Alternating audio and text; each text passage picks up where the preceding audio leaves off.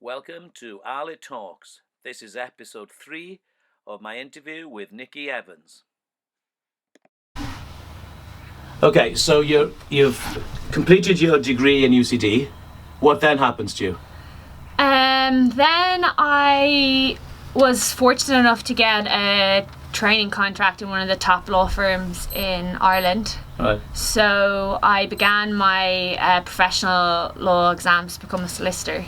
So that was about 2.5 to 3 years combination of more exams after UCD and working in a top law firm and learning the tricks of the trade. And actually it was a great time for me to take what I had learnt on the hockey field as an international athlete and transfer it into the business, time management, performing under pressure, leadership skills, management skills, working in a team. And not everyone plays sport at a high level, but if you keep active and you keep playing sports, when you go into these big companies, it really stands you because you have something on your CV that's different to other people. Yeah. And they really like that, the top companies, because they know that you can perform in other areas, and that is transferable into the workspace. So for me it was a seamless transition into a company compared to some of my other college peers who hadn't had that experience before. And you're still doing the hockey, way? I was still doing the hockey, and it was a difficult time because we narrowly missed out for the 2016 Olympics. So it was the lowest point of my international career. And you just didn't qualify. Was it a one-off game, or was it a... We topped our pool, so we were complete underdogs, and for us to have qualified for the 2016 Olympics, everything needed to go according to plan for us. And actually we came out top of our pool, and we were just, we were unlucky that we played the world number 5 in the quarterfinals, because we should have played someone a bit lower ranked, like 7 or 8, and we lost to China on a sudden death shootout. So that's it. Finished. Olympic dream's gone. So not only is the Olympic dream gone, but we also had to finish out the tournament for ranking points. And with a minute to go, I got a hockey ball in the face and I smashed my jaw into 3 different places. Wow. So not only did we not qualify for the Olympics, I couldn't eat for 6 weeks. I have 5 metal plates in my jaw now. Okay. I had 3 surgeries. I couldn't go back to work on the Monday, so my mum had to ring because I couldn't speak and let them know what had happened. And me and my granny, who was 82 at the time, were on the same prescription for Complan, which is a high nourishment drink they give to malnourished kids. And were you straw stuff, or was it just spooning straw, straw. So I used to eat my meals by myself, and I could smell the barbecue and the steak on the barbecue, and I used to burst into tears because you know me well, Aled, but I do like to eat a lot. And that was a challenging time for me, and a challenging time for our team because we lost a lot of our funding, and it was really difficult. And I suppose what makes our journey so great is that a lot of us stayed together after that, and we only had each other, and I think that's for me, with what comes with the World Cup, in 2018, after that, just makes it a little bit more sweeter. And before the 2018 World Cup, I believe you were out in... Did you go to Germany? Yeah, so I qualified as a lawyer in April 2017, and going to living in a different city, in a different culture, experiencing something different, and playing hockey at the highest level was always something I had on my bucket list. And I was fortunate enough to get an offer to play with the reigning German champions at the time, UHC Hamburg. And what does that look like when you go there? You walk into the clubhouse and there's state-of-the-art hockey turf, 18 clay courts, a gym, grass, endless and endless fields for athletic development and sprint work. And they have the facilities were just brilliant. And not only that, but Germany had just won bronze at the Olympics, so there was 8 members of the team were members of UHC Hamburg. So getting to play with them and getting to play against top players week in, week out was for me, just brought my hockey to the next level. And tell me, so you're a professional hockey player at this stage? As professional as hockey is going to be, And what did you notice were the differences? I suppose we should just clarify from the start that the hockey went better than the German did. So I had no German going over, and you had no German coming back. no German coming back, and everything was in German. Our training sessions, our meetings, our video meetings, everything was in German. And yeah. I mean, you pick up things like as you go along, and we had German classes, but very difficult language. And the problem is that their English is better than mine, you know. And tell me, and was it just you? So there was a Irish. couple of the girls. It was just me in my club, yeah. So one of my good friends was down in one of our rival clubs in Germany, and Anna O'Flanagan and Chloe Watkins had gone to Holland. So a couple of us actually went abroad that year before the World Cup.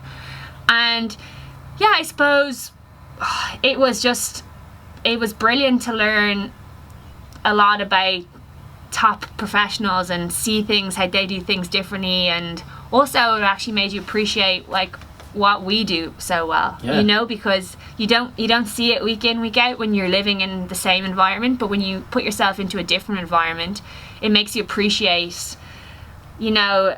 A lot of people talk about how strong our culture is in the national team, and the blueprint of our success like comes a lot down to that, but actually our traits and characteristics as an Irish team are really different to that of Germany, and Germany have some great characteristics and traits as well. But it was really interesting for me to take my learnings out of it. And you know, I played in the final of the EHL that year, and we narrowly lost to Den Bosch. So the EHL is the best one-off club tournament in the world, is it? It is, yeah. For women, yeah. It's so we played, and actually we played our German rivals in the quarter. So it's straight quarter final. So it's the top 8 teams in Europe. Right. So we won our quarter final, and then in the semi final we played against Amsterdam, a Dutch side, and we beat them in the semi final. And then we played against the Dutch champions in the final, and we lost 2-1. Did you? In the last minute. So. And would you say, for example, from a perspective of playing in that, what kind of crowd would you get, say, for example, at that level, so people understand? Is it just the same as what it was like in Ireland? Maybe at a good club event there might be 300-500 people there, or in there is it the same, or is it different? Yeah, I think a big thing they do in Germany is that they try as best they can to have the men's and women's back to back. So the men's is top dollar in hockey. The men's like in Holland, Germany, Belgium is really big, and it's a profession. It's a full profession. Oh well. And so they kind of do them. They try to have them back to back with the same clubs traveling in the Bundesliga to the same places. Yeah. And it's the same then for the German finals weekend. Like it's a sellout, like a massive stands built up, and it was an unbelievable experience. So you go over there because you're doing that to raise your standard, but that's the short-term goal, is go to Germany, get better. But obviously the bigger goal was the World Cup. Yeah, so I mean, if you'd asked me at the time, the World Cup was very much a stepping stone for the 2020 Olympics. Right. Coming from the 2016 disappointment, the core of that team had kind of come through 2018.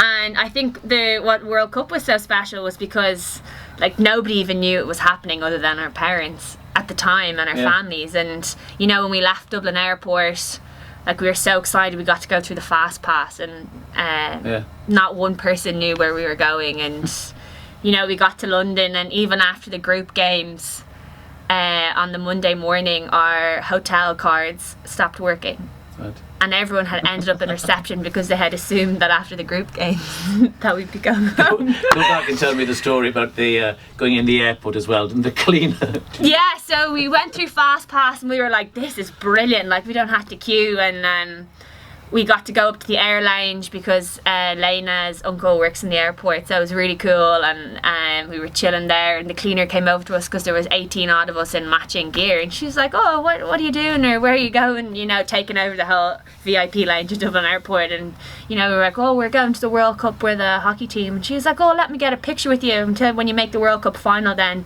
it'll be my claim to fame. And lo and behold, we made the World Cup final. How many days was the event in total? So the event was quite a long event. It was nearly 3 weeks. Oh well. Yeah, so it was different to maybe what hockey normally is, which is at the Olympics is 8 games in 14 days.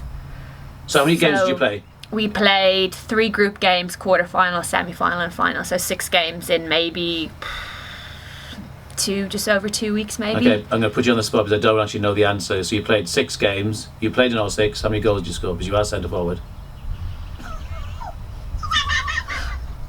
Actually, Cut this out. So you didn't score a goal? Nope. Didn't you? Nope. Wow, that's amazing kind of for a centre forward. But then but it's a different sport completely, isn't it? Because it's the short corners that are the. I mean, to put it into perspective a little bit, we were the second lowest ranked team in the competition.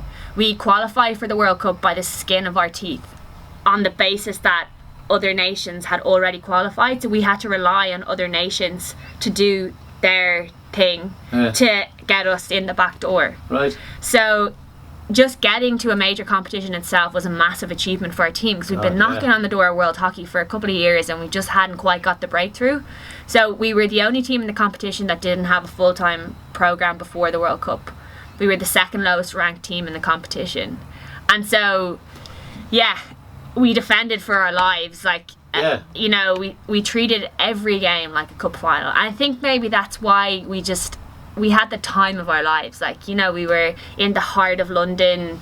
We took one game at a time, and there was 8 teams staying in the Marriott with us, and there was this massive floor that was just for the athletes. And you know, as the tournament went on, every day we'd come down to breakfast and there'd be a team left there until we got to the World Cup final morning, and we were the only team at the buffet. And I know that the final was disappointing in itself. We'll come to that later on. But before that, best game, which one would you think you'd put down and go, oh my God, that was it? You know what? The first game for me against America was incredible. Was it? Because we were so prepared. I could tell you, I knew the game so well, and opposition, and like our strengths and our weaknesses, and we knew where we could exploit them and hurt them. And for us to get such a big win in that game, we won it 3-1. Right.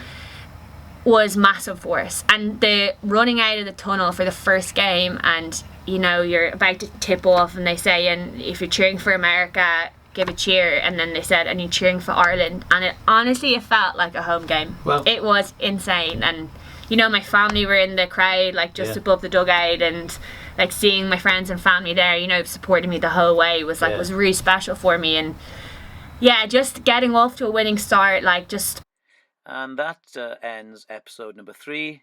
Join us on episode 4 to finish off this interview with Nicola Evans.